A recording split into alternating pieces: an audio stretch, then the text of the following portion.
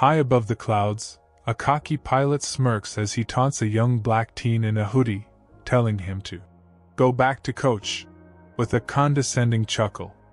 The passengers snicker, the crew nods along, and the teen stays calm, too calm. 30 minutes later, the plane lands, and the pilot's smug grin vanishes when he learns the truth. That teen isn't just a passenger. He's the new boss of the entire airline, and he's about to turn the tables in ways no one saw coming. The story opens on a bustling airport terminal, where 17-year-old Malik Carter, a tech prodigy and the youngest airline executive in history, steps onto a commercial flight. Dressed in a simple hoodie and jeans, Malik blends in with the crowd, his backpack slung over one shoulder. He's on his way to the airline's headquarters in New York to officially take over as CEO of SkyHigh Airlines, a company his late father built from the ground up. Malik's unassuming appearance hides his genius. He's a coding whiz who revolutionized airline logistics with an app he built at 15, catching the eye of investors who pushed him into leadership after his father's passing. As Malik boards the plane, he notices the curious glances from passengers. He's seated in first class, a perk of his new role, but his casual attire draws raised eyebrows.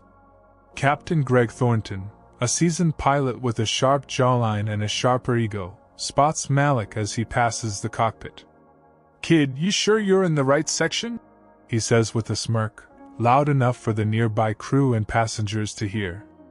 The flight attendants giggle, and a few passengers smirk. Malik, unfazed, flashes a polite smile. "Pretty sure," he says, settling into his seat. Thornton mutters under his breath, "Go back to coach, kid," and heads to the cockpit, assuming Malik's just another teenager who snuck into the wrong cabin. The plane takes off, and Malik pulls out his laptop, diving into spreadsheets and emails about SkyHigh's upcoming restructuring. He overhears two flight attendants whispering nearby, one saying, "He doesn't look like he belongs up here." Malik ignores them, focusing on his work, but the tension builds when Thornton's voice crackles over the intercom. "Folks, this is your captain. Looks like we've got some interesting characters in first class today. Let's make sure everyone's where they're supposed to be." The jab is subtle but pointed, and a few passengers chuckle, glancing at Malik. Mid-flight, a flight attendant, Lisa, approaches Malik with a forced smile. "Sir, can I see your boarding pass again?" she asks, her tone implying doubt. Malik hands it over calmly, and her eyes widen when she sees the first-class designation. "Oh, my mistake," she stammers, retreating.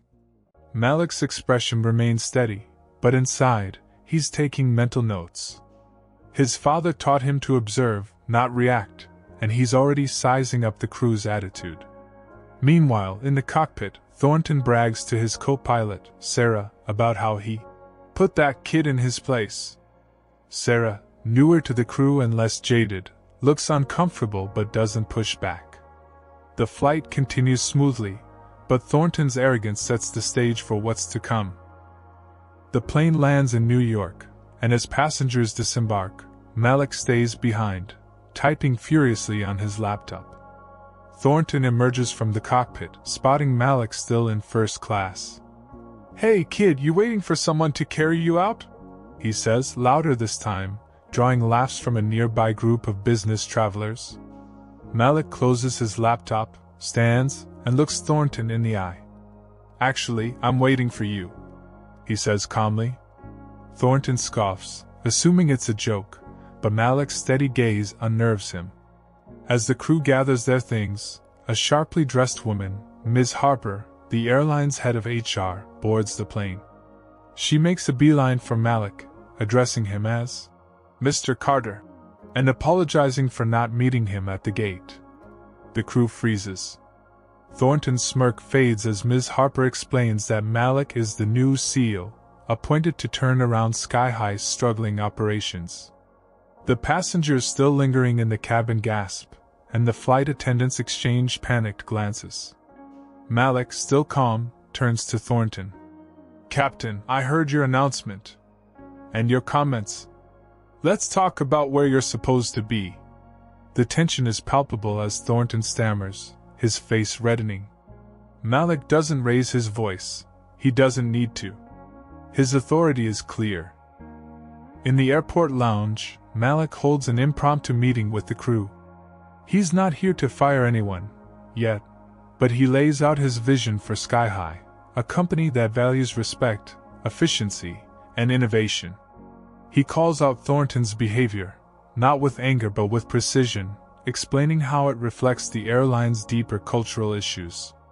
My father built this company on trust, Malik says. If you're not on board with that, you're in the wrong seat. Thornton, humbled, apologizes, but Malik isn't done. He assigns Thornton to lead a new training program on workplace respect, effective immediately. You're a good pilot, Malik says. Prove you can be a good leader. The crew, initially defensive, starts to see Malik's strength, not in his age or appearance, but in his clarity and fairness. The story closes with Malik walking through the terminal, his hoodie still on, but his presence commanding. Passengers from the flight whisper as he passes, and one, a young girl, runs up to him. Are you really the boss? She asks. Malik grins. For now, he says, winking. But I'm just getting started.